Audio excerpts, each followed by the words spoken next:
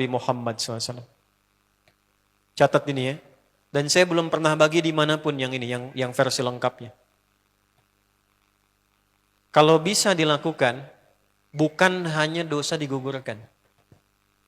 Tapi setiap hurufnya mempercepat terkabulnya doa kita di hadapan Allah Subhanahu wa Ta'ala. Ya. Ada 2 surah di dalam Al-Quran yang bila 2 surah ini dibacakan, itu setiap hurufnya dihitung bisa berpotensi menggugurkan dosa sekaligus mengabulkan doa-doa yang dimintakan. Sepanjang doa itu baik untuk urusan dunia akhirat kita. Kalau salah satu kurang baik diperbaiki oleh Allah. Misal dunia baik tapi akhirat tidak. Maka diperbaiki oleh Allah kepada yang lebih baik. Surat pertama Al-Fatihah. Surah kedua Al-Baqarah. Ya. Sebelum doa baca tuh Al-Fatihah sama Al-Baqarah. Tapi Al-Baqarahnya tidak dari ayat yang pertama. Kepanjangan. Cukupkan di ayat 285 sampai ayat 286, 2 ayat terakhir. Hadisnya sahih. Kalau mau dikuatkan biasanya banyak ulama memasukkan ayat 284. Ada yang sudah masuk ke dalam Ka'bah di sini? Ini informasi saja. Dan 3 ayat ini, Al-Baqarah 284, 285, 286, itu ayat yang dituliskan di dinding Ka'bah. Itu yang saat berhala dikeluarkan, gambar-gambar dihapus, itu ya, syair-syair diganti dengan ayat Quran sehingga jadi kain kiswah Ka'bah di luar. Itu ada sejarahnya. Yang di dalam pun dihiasi dengan hiasan ayat Al-Quran. Di antara yang dituliskan itu Al-Baqarah ayat 284, 285, 286. Intinya di 285 dan 286-nya. Tadi rakaat pertama yang saya bacakan dalam salat Isya. Hadisnya sahih. Itu spesial malaikat Jibril turun kepada Nabi Muhammad SAW mengabarkan kabar gembira siapa yang membiasakan membaca Al-Fatihah. Ya, kemudian 2 ayat terakhir di Al-Baqarah dari amanar rasulu sampai fangsurna 'alal qaumil kafirin, tidaklah dia membacakan itu kecuali setiap hurufnya dijaminkan mengabulkan doa-doa yang dia mohonkan sepanjang benar doanya dan tidak diselimuti maksiat. Ini maaf ya. Ini saya minta maaf dulu nih. Kalaupun Anda benar doanya khusyuk sampai nangis, tapi ada selimut maksiat dalam permohonan doa itu pengabulannya mental lagi. Hadisnya sahih. Thumma dzakara rajula yutilu as-safara ash'atha aghbara yamuddu yadayhi ila as-sama' fayaqulu ya rabb فقال رسول الله صلى الله عليه وسلم أن يستجاب لذلك فمطعمه حرام مشربه حرام ملبسه حرام وغذي بحرام فأن يستجاب لذلك رواه مسلم. Nabi mengisahkan seorang lelaki menempuh perjalanan jauh. Awas, menempuh perjalanan panjang untuk ketaatan itu mempercepat doa dikabulkan 2 kali lipat dibanding orang biasa. Makanya kalau ada orang mau ke Mekah umrah, mau haji, titip doa. Ada yang mau beasiswa ke Madinah, ke Mekah, ke Al-Azhar, ke Mesir, titip doa. Saya biasanya kalau mau berangkat umrah, Ustaz titip doa, ayo tulis banyak tuh. Enggak saya baca. Saya simpen aja, ntar dekat Ka'bah, ya Allah engkau maha mengetahui. Ya. Mohon kabulkan semua doa-doa ya dari teman-teman jamaah yang dititipkan dalam kertas yang telah mereka tuliskan itu. Simple Pak, daripada capek kita bacakan satu-satu. Dan alhamdulillah biasanya ya insya Allah terkabul. Insya Allah. Itu perjalanan jauh. Nah orang ini menempuh perjalanan untuk sekedar berdoa. Safar. Ya, safar yang baik. Kemudian yang kedua, yamuddu yadayhi ilas sama', dia mengangkat tangannya ke langit. Ini saya tidak bermaksud mengajarkan ya, cuma menunjukkan prakteknya begini nih. Ada yang bisa bantu saya enggak satu orang maju? Cepat. Yang depan aja, depan. Jazakallah khair. Mohon pegangkan mic sebentar. Ya, terima kasih ya. Lihat sini. Gini. Nah, jazakallah.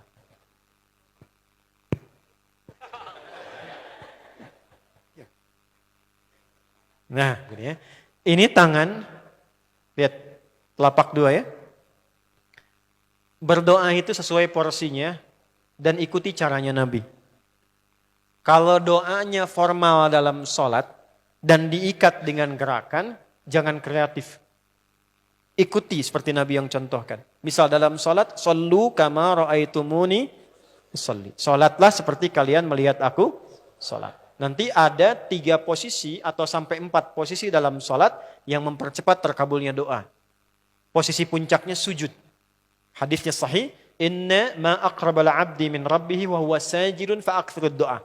Keadaan terdekat antara hamba dengan Rabbnya adalah saat sujud. Maka perbanyak doa saat sujud. Tangannya posisi sujud begini, menempel.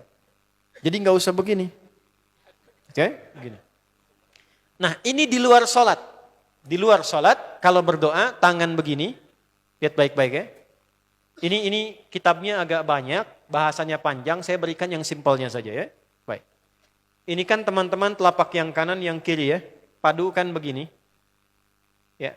Lalu setiap Anda kan pasti punya garis yang kanan dengan garis yang kiri. Ada kan? Itu membentuk keseimbangan. Ini bukan ilmu otak-atik ya. Ini ada sanadnya nih. Pertemukan 2 garis itu sehingga seimbang tangan ini. Tuh. Ini masalah sederhana tapi poinnya penting sekali. Sudah? Cara yang pertama begini. Ini di luar salat dan bukan dalam posisi saat istisqa, saat minta hujan. Begini, sudah pertemukan. Lalu letakkan sejajar dengan dada di sini. Ya. Jadi kalau dada itu, ini posisinya, ini nahar di sini.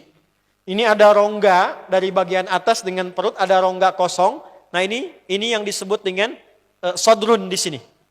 Ya, kalau kita meletakkan telapak tangan saat sholat begini, letaknya di sini. Yang ini perut, yang ini nahar. Doa itu di sini. Jelas? Semakin kita memohon dengan lebih sangat, naikkan sedikit begini. Sudah? Kalau istisqa, minta hujan, agak lebih tinggi ke atas. Nah ini cara mengangkat yang standar di sini. Untuk memohon. Jelas? Oke. Jazakallah khair.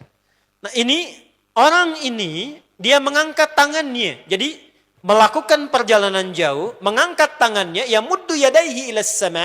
Orang yang berdoa dengan mengangkat tangan, itu dijawab doanya oleh Allah lewat keterangan Nabi SAW, itu bisa kama qala 2 kali lebih cepat dibandingkan dengan orang yang tidak mengangkat tangan saat berdoa. Jadi Anda cuma sekedar doa dengan mengangkat begini, itu lebih cepat potensi dijawabnya dengan mengangkat doa. Ada seorang bertanya pada Nabi sallallahu alaihi wasallam, hadis sahih, "Ya Rasulullah, bagaimana pendapatmu dengan seseorang yang meminta kepada Allah dengan mengangkat tangan atau kama qala?" Lalu Nabi mengonfirmasi, bertanya balik, "Bagaimana kalau ada seseorang memohon kepada Anda dengan mengangkat tangannya?" "Pak, tolong Pak, tolong Pak, tolong." Gitu kan? Di depan rumah Anda 1 jam begitu, "Pak, tolong Pak." Kira-kira Anda beri atau tidak? Minimal kalau Anda nggak punya kemampuan, Anda referensikan atau beri sesuai kemampuan Anda kan. Angkat tangannya. Dia jawab, "Saya malu kalau nggak ngasih." Apa kata Nabi? "Innallaha hayyun karimun." Allah itu lebih punya sifat peka untuk merasakan malu pada hambanya kalau dia tidak memberi ketika hambanya mengangkat kedua tangannya. Nah nanti ada beda-beda posisi saat khatib Jumat misalnya 1 begini untuk khatib. Makmum mengangkat 2 tangan. Yang ketiga dia mengatakan, "Ya Rabb, Ya Rabb." Asma'ul Husna. Doa yang dibuka dengan Al-Asma'ul Husna, itu dijawab 2 kali lebih cepat dibandingkan dengan doa yang langsung dimohonkan kepada Allah. Itu perintah. Tahu Nabi Zakaria? Nabi Zakaria apa ujiannya? Diuji oleh Allah, hidup demikian lama sampai rambut memutih, fisiknya letih, istrinya divonis secara medis, maaf, monofos dan mandul. Kata medis gak mungkin punya keturunan. Maka beliau berdoa kepada Allah dan dalam doanya dimulai dengan Al-Asma'ul Husna. Sebelum sampai ke doa itu di Ali Imran ayat 38 sampai 39, buka dulu Quran surah 17 Al-Isra ayat 110. Ini perintah langsung dari Allah. Qulidullah awid'ur rahman ayyamma tad'u falahul asma'ul husna. Quran surah ke-7 ayat 180. Walillahil asma'ul husna fad'uhu biha. Fad'u biha.